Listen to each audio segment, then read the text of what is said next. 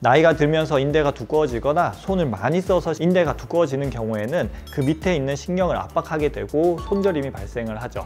며칠 사이에 갑자기 시작해서 며칠 만에 손, 손목, 팔 이렇게 위로, 심하면 호흡 근육까지 마비가 오고 저림이 진행하는 경우도 있습니다. 그래서 손저림이 한쪽이 아니라 양쪽에서 생겨서 점점 위로 올라오면 바로 신경과를 오셔서 검사를 받고 진찰을 받으셔야 됩니다. 손이 저린 분들이 정말 많이 있습니다. 안타까운 것은 제대로 된 진단이나 검사 없이 저림 약만 드시는 분들이 많이 있다는 거죠. 제가 15년차 신경과 의사로서 손 저림의 원인 오늘 정확하게 알려드리도록 할게요. 안녕하세요. 신경과 전문의 박재현입니다. 자다가 손이 저려서 잠에서 깨요. 일을 하다 보면 손이 저려서 쉬어야 해요. 손가락 끝이 찌릿찌릿해요. 손끝이 먼저 저리다가 점점 위로 올라와서 지금은 양팔에 힘이 없어요. 주위에 보면 손이 저린 분들이 정말 많이 있습니다. 안타까운 것은 손이 저리면 다 손목 터널 증후군인 줄 알고 제대로 된 진단이나 검사 없이 저림 약만 드시는 분들이 많이 있다는 거죠. 제가 15년차 신경과 의사로서 손 저림의 원인 오늘 정확하게 알려드리도록 할게요. 대부분은 위험하지 않아서 급하게 병원 갈 필요 없지만 어떨 때 병원에 가서 빨리 검사 받아야 하는지 그것도 설명드리도록 하겠습니다. 첫 번째는 손목 터널 증후군입니다.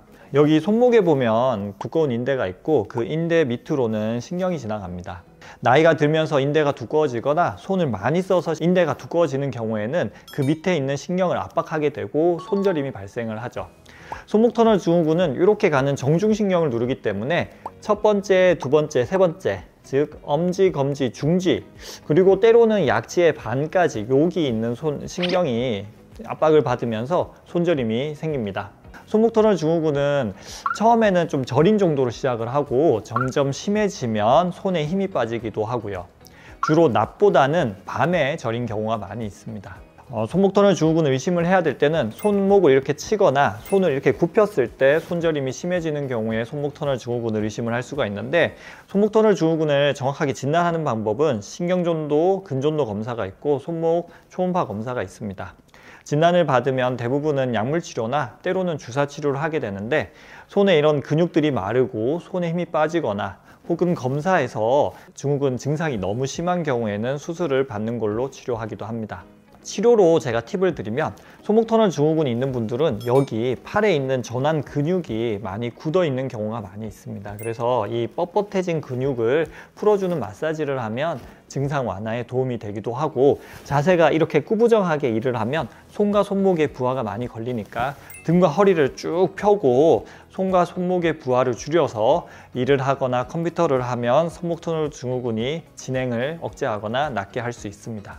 두 번째로 설명드릴 것은 팔꿈치 터널 증후군입니다. 팔꿈치 터널 증후군은 이쪽 팔꿈치 쪽에서 신경이 눌립니다. 앞서 말씀드린 손목 터널 증후군하고 두 가지가 다릅니다. 눌리는 부위가 손목이 아니라 여기 팔꿈치 안쪽이라는 것이고요. 두 번째로는 압박받는 신경이 척골신경입니다. 그래서 1, 2, 3번 손가락이 저린 손목 터널 증후군과는 다르게 4, 5번 손가락이 저린 것이 팔꿈치 터널 증후군의 특징이고 손가락뿐만 아니라 여기 손 날쪽 혹은 팔목의 바깥쪽이 저리기도 합니다.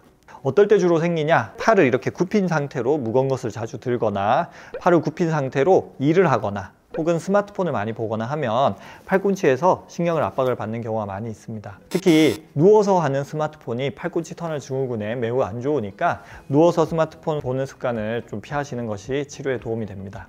손목 터널 증후군하고 비슷하게 여기 팔에 근육이 뻣뻣해져서 신경을 누르는 경우도 많이 있습니다. 그래서 여기 새끼손가락과 가까운 쪽의 근육을 좀 풀어주시는 것이 팔꿈치 터널 증후군을 치료하는 데 도움이 되는데 이렇게 눌렀을 때 오히려 저림이 심해진다. 그럴 때는 그 해당 부위는 마사지 하지 않는 것이 좋고 이것도 마찬가지로 심하지 않을 때는 약물 치료를 하고 심해서 여기 손 쪽으로 힘이 빠진다. 그러면 수술을 해야 됩니다. 세 번째, 신경뿌리 병증 그리고 흉곽출구 증후군입니다. 목 주위에서 신경이 눌리는 것을 이야기합니다. 신경 나오자마자 신경뿌리 부분에서 눌리는 것을 신경뿌리 병증이라고 하는데 주로 목 디스크에 의해서 신경이 눌리게 되고 흉곽출구 증후군은 거기보다는 조금 아래로 내려와서 목 주위에 있는 여기 근육 혹은 뼈, 종양, 혈관 등에 의해서 신경이 눌리는 것을 흉곽출구 증후군이라고 합니다. 목을 이렇게 옆으로 돌려서 뒤로 젖힐 때, 혹은 반대로 해서 뒤로 젖힐 때, 아니면 목 주위, 특히 여기 앞쪽 사각근 주위를 눌렀을 때 저림이 생긴다면 이런 신경뿌리 병증이거나 흉곽출구 증후군 가능성이 높습니다. 이외에 손만 저리기도 한데 주로는 이렇게 목부터 해서 팔 위쪽 혹은 팔 아래쪽까지 같이 저린 경우가 많아요. 검사로는 목 엑스레이를 찍거나 신경전도 근전도 검사, 목 MRI 이런 것들을 통해서 진단을 하게 되고, 치료는 심하지 않은 경우에는 자세 교정, 약물 치료 혹은 주사 치료를 하고, 정말 심한 경우에는 수술을 해야 되기도 합니다.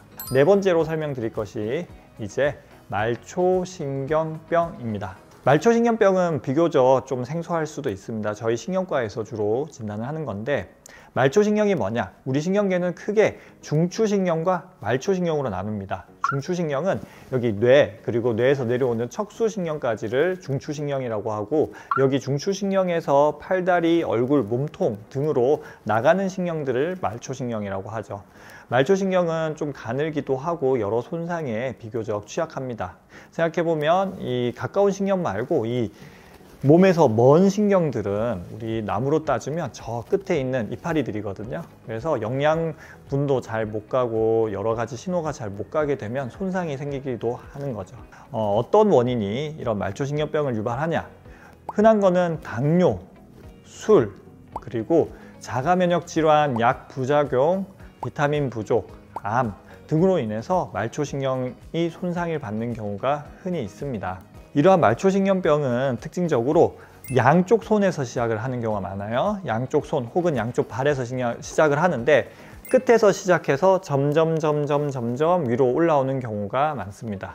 특히 길란발의 증후군 같은 거는 며칠 사이에 갑자기 시작해서 며칠 만에 손, 손목, 팔 이렇게 위로, 심하면 호흡 근육까지 마비가 오고 저림이 진행하는 경우도 있습니다. 그래서 손저림이 한쪽이 아니라 양쪽에서 생겨서 점점 위로 올라오면 바로 신경과를 오셔서 검사를 받고 진찰을 받으셔야 됩니다.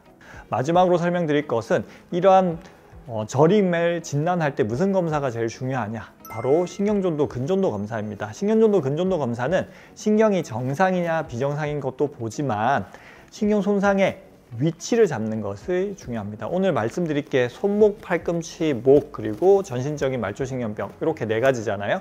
그래서 신경전도 근전도 검사를 해보면 어느 부위에서 어떤 패턴으로 신경 손상이 왔는지를 확인이 가능합니다. 그래서 저희 신경과에서는 이런 신경전도 검사, 근전도 검사를 저림증의 검사로 제일 먼저 활용을 합니다.